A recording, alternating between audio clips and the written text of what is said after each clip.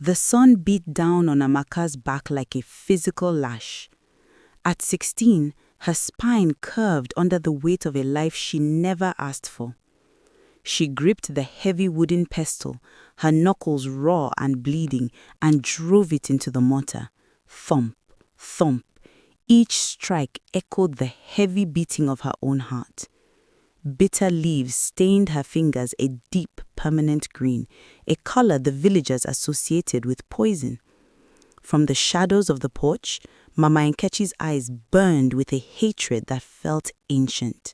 "Faster, you useless girl," the woman shrieked, her voice cracking the humid air. "The yams won't pound themselves, and the spirits you talk to won't fill your stomach." Amaka didn't look up. She knew that even a glance could trigger a rain of blows. She was an orphan, a ghost in her own home, surviving on the scraps thrown to the dogs. Her stepmother viewed her not as a child, but as a curse left behind by a dead mother. Amaka felt the sting of salt in her palms as sweat mixed with open sores. She closed her eyes for a second, and a flash of light crossed her vision. A golden room, a crying man. She gasped, dropping the pestle. The silence that followed was terrifying. "What are you seeing now, witch?" Mama Nkechi's voice was a low, dangerous hiss. She stepped into the light, her face twisted in a sneer. Amaka shook her head frantically, trying to clear the image of the golden room. "Nothing, Mama. My hand just slipped." But the woman didn't believe her. No one in the village did. For years, Amaka had carried a secret that felt like a burning coal in her chest. She saw things before they happened. She knew when the rain would fail and when a child's fever would turn into the sleep of death. Sometimes she would find herbs in the forest, plants that whispered their secrets to her. She would crush them, give them to the suffering, and watch as life returned to their eyes. But in this village, healing was not a blessing. It was a mark of the devil. They didn't understand how a girl who ate dirt could possess the power of life. They called her the Spirit Girl, a title draped in fear.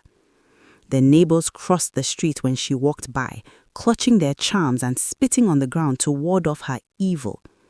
Amaka felt the loneliness like a physical weight, a darkness that threatened to swallow her whole. The air in the village changed on a Tuesday. It grew thick and stagnant, smelling of dry earth and impending doom. Amaka stood by the stream, her feet buried in the cool mud, when she saw him. Chief Eze, the most powerful man in the community, walked past with his entourage. He looked strong, his chest out, his gold chains clinking. But Amaka didn't see a strong man. She saw a shadow, a dark, swirling mist clutching at his chest. Her heart hammered against her ribs. She knew that shadow. It was the mark of a heart about to stop. Without thinking, she dropped her water pot and ran toward him. "Chief!" she cried out, her voice thin and desperate. The guards blocked her instantly, their faces masks of disgust. "Get back, witch," one roared, pushing her into the dirt. Amaka scrambled to her knees, her eyes wide. "Please, Chief Eze, your heart is tired. You must rest. You must see a doctor in the city now." The chief paused, looking down at the ragged girl with pity and annoyance. "I am the lion of this village, girl. My heart is as strong as iron. Go back to your mortar." He laughed, and the village laughed with him. That evening, Amaka sat in the corner of the kitchen, her body aching from the slap Mama Nkechi had delivered for embarrassing the family. She whispered a warning to her stepmother. "Mama, Chief Eze is going to fall. I saw the shadow. Tell them to help him." Mama Nkechi's eyes widened in horror. "You want to kill the chief with your mouth? You want the elders to burn us alive?" She grabbed a piece of burning firewood and waved it in Amaka's face. "Silence! If he breathes his last, it is because you wished it." Amaka wept silently, the heat of the fire reflecting in her tears. She stayed awake all night watching the stars and praying for the first time that her vision was wrong. She prayed for the chief's life, knowing that her own depended on it. But as the first light of dawn touched the horizon, a piercing wail broke the silence of the village. It started at the chief's compound and spread like a wildfire. "The lion has fallen. The chief is dead." The sound chilled Amaka to the bone. She knew what was coming. She knew that in a world of fear, the messenger is always blamed for the message. By noon, the village was a hornet's nest of rage. They didn't talk about the chief's high blood pressure or his years of heavy drinking. They talked about the girl who pointed her finger and called for his death. "She cursed him," the voices cried. "She saw it because she caused it." A group of men, led by the chief's eldest son, marched toward Mama Nkechi's hut. They carried torches and thick coils of rope. Amaka watched through the cracks in the wall, her breath coming in jagged gasps. She saw Mama Nkechi run out, not to defend her, but to join them. "Take her," the stepmother screamed, her face a mask of false terror. "She has brought darkness to my house. I told her to stop, but the spirits in her are too strong. She is not my daughter, she is a demon." The door was kicked open, and rough hands dragged Amaka into the dirt. They kicked her ribs, they spat on her hair, and they stripped her of the only shawl she owned. "Burn the witch! Burn the witch!" the crowd chanted. The air was thick with the smell of kerosene and hate. The elders intervened, but not out of mercy. "We do not spill the blood of children on our soil," the oldest man said, his voice trembling with age and superstition. "But she cannot stay. If she remains, the earth will turn barren. Cast her into the wilderness. Let the spirits she serves take her back." They dragged Amaka to the edge of the forest, the boundary line she was never to cross again. Mama Nkechi threw a small nylon bag at her feet. Inside was a torn wrapper and a handful of dry gari. "If I ever see your face again," the son of the chief promised, "I will not wait for the elders. I will cut your throat myself." They turned their backs on her, returning to the village to prepare for the chief's burial. Amaka stood alone at the edge of the world she knew. The forest loomed behind her, dark and indifferent. She looked at her bruised arms and her empty hands. She had nothing. No home, no name, no mother. She started to walk, her feet bleeding on sharp stones. Every step was a prayer for death. But her heart, stubborn and strong, refused to stop beating. Weeks passed in a blur of hunger and cold. Amaka followed the roads, hitching rides on the backs of trucks filled with cattle, hiding under tarpaulins to escape the rain. She arrived in the city of Lagos, a sprawling monster of glass, stone, and noise. It was a world she couldn't comprehend. Skyscrapers touched the clouds, and cars moved like shiny beetles on elevated roads. But for Amaka, the city was not a place of opportunity. It was a concrete jungle of indifference. She slept under bridges, using her nylon bag as a pillow. She learned the hierarchy of the streets, which market women were kind enough to leave scraps and which ones would pour boiling water on a beggar to clear their storefront. Her skin grew dark and crusty with layers of dust. Her hair, once neatly braided, became a matted crown of neglect. She was a ghost again, weaving through the crowds of businessmen in suits and women in expensive lace. They looked through her as if she were made of air. To them, she was just another piece of urban decay, a nameless girl with madness in her eyes.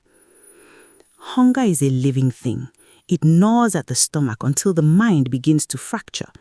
Amaka sat by a fountain in a wealthy suburb, watching the water dance. She was so weak she could no longer feel her legs. The world began to tilt, the colors of the flowers in the nearby park turning into streaks of neon. She closed her eyes, and the vision returned, this time with the force of a tidal wave. She saw a man in a black SUV, his face etched with a grief so profound it looked like a physical wound. Beside him was a girl, her legs draped in a silk blanket, her eyes staring at nothing. The vision was so clear, Amaka could smell the leather of the car seats and the scent of expensive French perfume. "You are coming," Amaka whispered to the empty air. "I am waiting." A small coin fell into the fountain, and the splash snapped Amaka back to reality. She looked at her trembling hands. She was dying of hunger, yet her spirit was showing her the pain of a billionaire. It felt like a cruel joke. Why show her the mountain when she was drowning in the valley? Inside a mansion that looked like a palace of white marble, Chief Peter stared at his reflection. He was a man who owned oil rigs, banks, and shipping lines. He could move markets with a single phone call. But as he looked at his daughter, Princess, his heart felt like a hollow shell. Princess sat by the window in her custom-made wheelchair, the sunlight glinting off the gold embroidery of her dress. She was 17, beautiful, and completely paralyzed from the waist down. He had spent millions. He had flown in surgeons from Germany, neurologists from the United States, and even faith healers from South America. Every report ended with the same devastating sentence.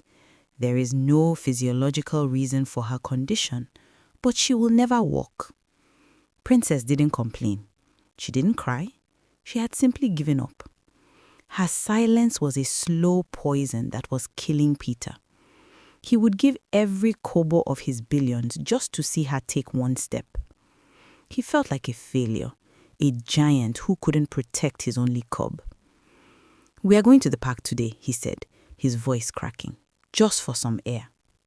The black SUV glided to a halt near the park entrance. The guards stepped out first, their eyes scanning the area with military precision. Peter carried Princess gently from the car, placing her into the wheelchair with a tenderness that brought tears to the eyes of his staff.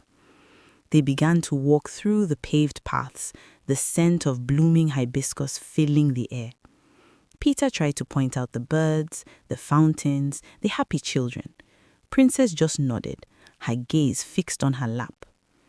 At the edge of the park, near the service gate, Amaka sat on a piece of cardboard. She looked like a heap of rags until she lifted her head. Her eyes locked onto Peter's. The world seemed to go silent. The vision slammed into Amaka's mind. The golden room, the crying man, the girl rising. This was it. This was the moment her life had been leading toward. She stood up, her legs shaking, her heart hammering against her ribs. She didn't see the billionaire. She saw the broken father. She didn't see the guards. She saw the assignment God had written on her soul. "Stop!" Amaka's voice wasn't the weak whimper of a beggar. It was a command that echoed off the stone walls of the park. The guards moved instantly, one of them reaching for his holster, the other stepping between Amaka and the chief. "Get back, girl. Move away." Peter paused, looking at the ragged figure before him. He saw the dirt, the torn wrapper, and the matted hair. But he also saw her eyes. They were clear, piercing, and filled with an ancient certainty. Amaka stepped forward, ignoring the guard's outstretched hand. "Sir," she said, her voice steady, "I can make your daughter walk." A heavy silence fell over the group. The driver laughed, a harsh, mocking sound. "Oga, this one is a ritualist or a lunatic. Let's go before she sprays something on us." But Peter didn't move. He felt a strange prickle at the back of his neck. He had heard every specialist in the world say never. To hear this homeless girl say can felt like a lightning strike to his weary heart. "Who are you?" he asked, a voice whispered. "I am a girl who sees," Amaka replied, stepping closer despite the guard's warning growl. "I saw you in my dreams. I saw this girl in a room of gold. I saw her legs find their strength." Peter felt the air leave his lungs. Princess, for the first time in months, lifted her head. Her eyes searched Amaka's face. "Daddy," the girl whispered, "I had a dream last night. A girl in a blue dress helped me stand up." Peter's hand began to shake. He looked at Amaka. Her dress was not blue. It was a muddy brown rag. But the coincidence was too sharp, too painful to ignore.